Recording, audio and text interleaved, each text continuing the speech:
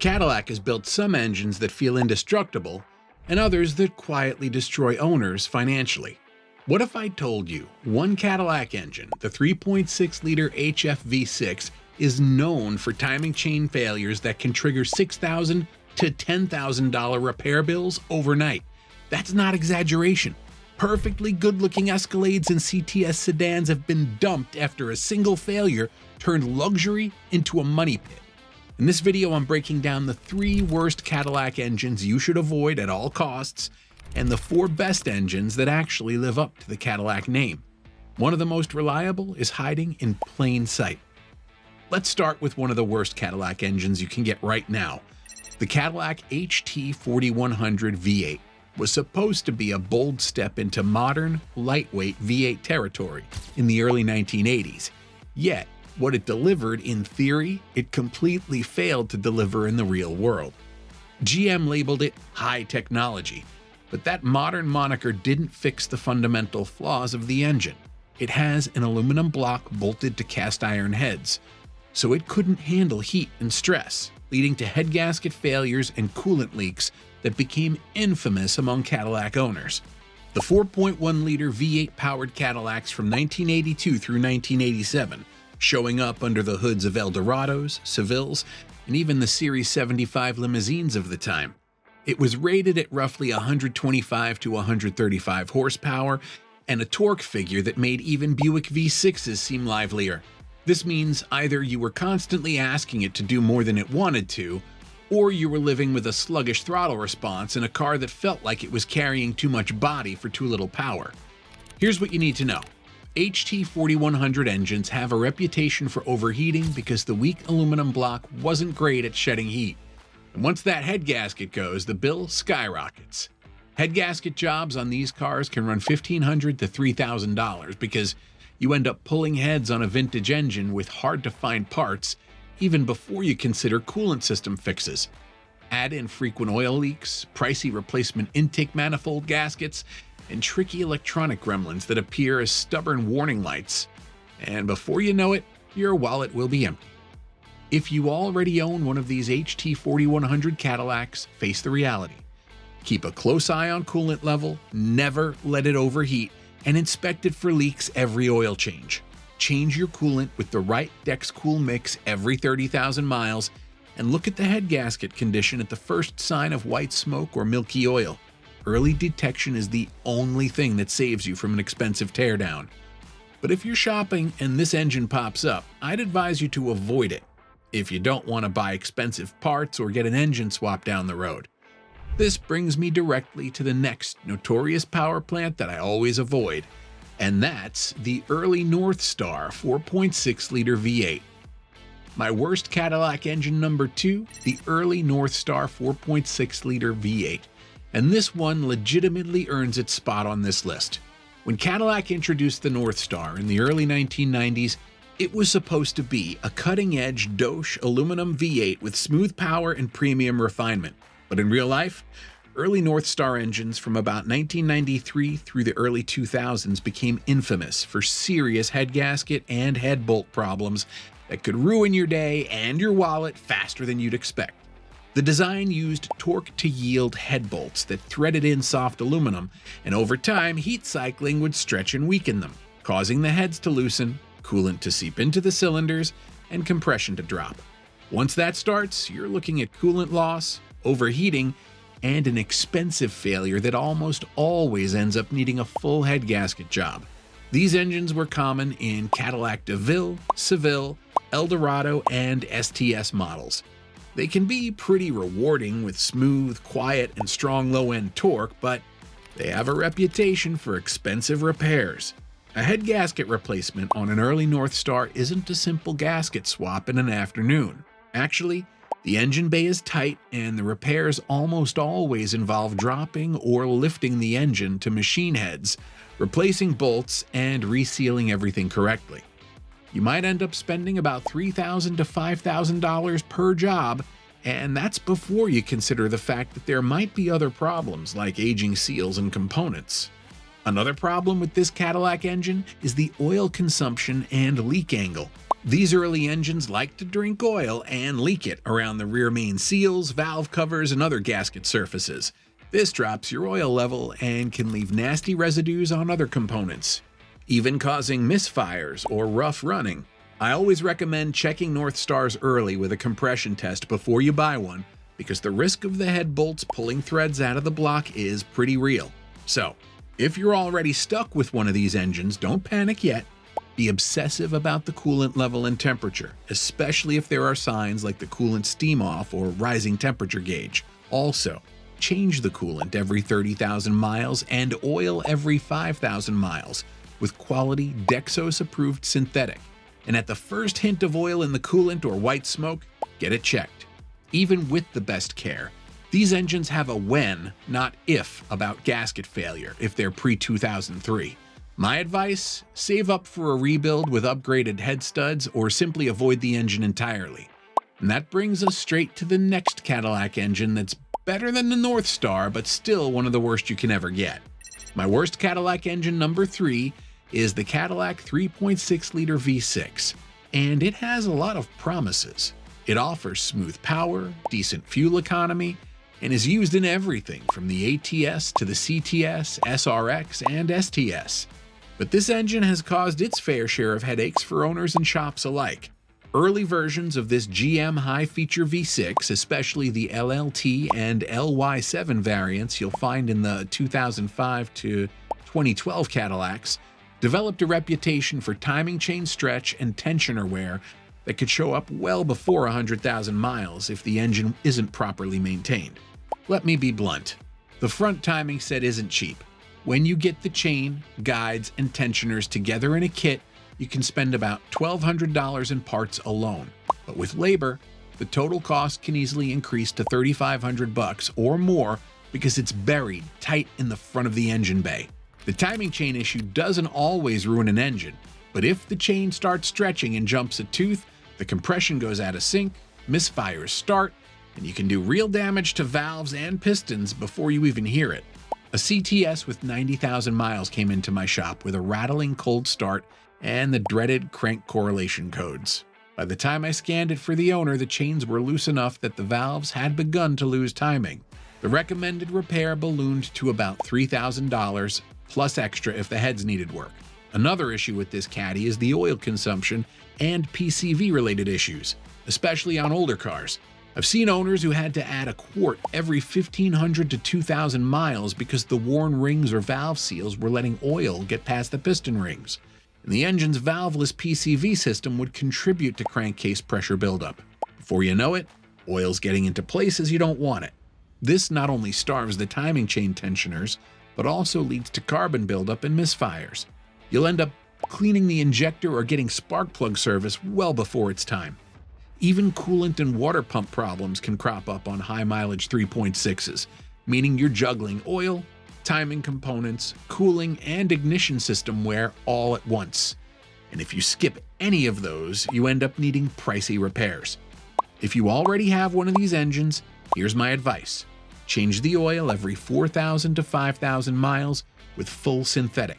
Check the oil level monthly and err on the side of earlier service rather than later. But you don't have to panic because the later versions like the LFX and LF3 got better over time, and many 3.6s eventually make big miles when they're properly maintained. But this engine still earns its spot among the worst Cadillac motors when you look at the cost and scope of common repairs. Before I continue, here's your cue to like and subscribe. That helps the video a lot. Now you know the worst Caddy engines you can ever put in your car. Let me show you the best engines you can buy. These are the ones that actually live up to that 300,000-mile dream. And let me start with the Cadillac 6.2-liter LT1 V8 engine. The 6.2-liter LT1 is the highlight of Cadillac's performance lineup, especially the Blackwing variants, like the CT5-V Blackwing. This naturally aspirated V8 is a serious power plant that delivers real output, real performance, and when cared for right, real longevity on the road. The 6.2-liter V8 pumps out around 668 horsepower and 659 pound-feet of torque when you use premium, high-octane gasoline and follow Cadillac's recommended service intervals. That means it can reach 0 to 60 miles per hour in 3 seconds and achieve top speeds over 200 miles per hour in stock form.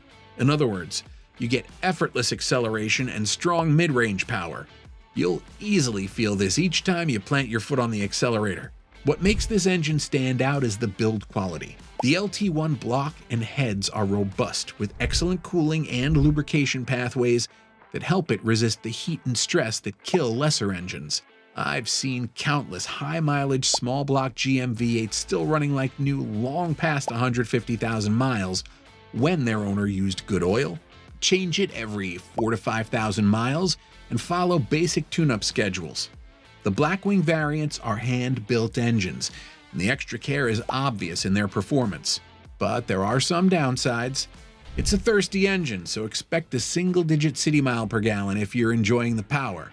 Also, parts like supercharger service or throttle body cleaning aren't cheap if you ignore them. A supercharger belt alone can run $150 to $250 at the dealer, and a full supercharger service can climb into the low thousands. For drivers who want classic V8 punch with Cadillac refinement and the mechanical confidence to go the distance, this 6.2-liter LT1 is hard to beat. At number 2, one of the most capable Cadillac engines ever built is the 6.2-liter LT4 supercharged V8. This is the big brother to the already stellar LT1, and it was designed to move Cadillacs in a way that demands attention. You'll find this engine in performance-oriented V models like the CT5-V from 2016 to 2019, the CT5-V Blackwing, and even the newer Escalade V, where it makes enormous power. The LT4 is a supercharged 6.2-liter small block with an Eaton 1.7-liter TVS supercharger spinning up to 20,000 RPM. That blower puts over 9 psi of boost on the intake, and in Cadillac tuning, you're looking at roughly 640 to 668 horsepower and 630 to 659 pound-feet of torque. These are numbers that push heavy sedans and big SUVs like the Escalade V from 0 to 60 miles per hour faster than most drivers expect. What makes the LT4 great is solid engineering under serious power.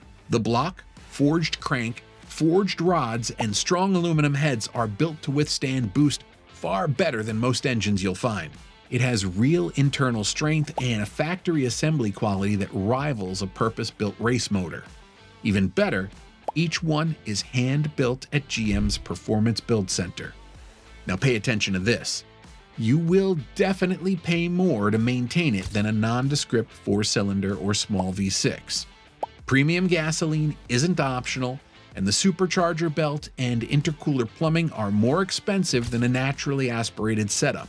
Expect basic servicing like fresh synthetic oil every 5,000 to 7,000 miles, premium filters, and detailed inspections to keep costs in check.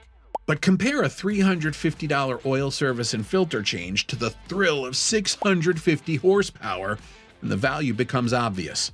There are still some downsides you need to be careful about. With high boost comes the need for heat management, and track use without proper cooldowns will shorten the belts and stress the pulleys much faster than with normal driving. But even then, most owners achieve over 100,000 miles from this engine before they need any repairs, as long as they don't ignore maintenance. My third pick for the best Cadillac engine you can buy, especially if you buy the right one, is the high-feature 3.6-liter V6 in its improved later versions. Early variants of this GM 3.6-liter were infamous for timing chain stretch and oil consumption problems. They plagued the Cadillac ATS, CTS, and SRX owners in the late 2000s up to the early 2010s. But starting around 2013, and especially after 2016, the LFX, LGX versions of this engine showed real maturity. The timing components were redesigned, direct injected calibration was refined, and the manufacturing quality increased. The result? A V6 that finally delivers the balance of smooth power, decent fuel economy, and durability that Cadillac owners always wanted. You can find these engines in models like the 2013 to 2019 Cadillac CTS, the 2013 to 2016 SRX, the 2016 to 2020 CT6, and even in the ATS and XT5 of similar years. In the CT6, they make around 335 horsepower and 284 pound-feet of torque with a usable power band that feels effortless for both highway cruises and city merging. If you keep up with maintenance, you can take advantage of this engine for top-notch performance. Here's a piece of advice for you. The key to longevity with this 3.6-liter is aggressive, consistent oil care and early attention to signs of wear. I always recommend regular oil changes with quality full synthetic that meets Cadillac specs. That keeps the timing chain tensioners well maintained and the direct injectors will be clear of carbon buildup. I noticed that Caddy owners who wait until about 10,000 miles before they change the oil on this engine end up dealing with issues like premature chain stretch, erratic idle, and rough running long before they should.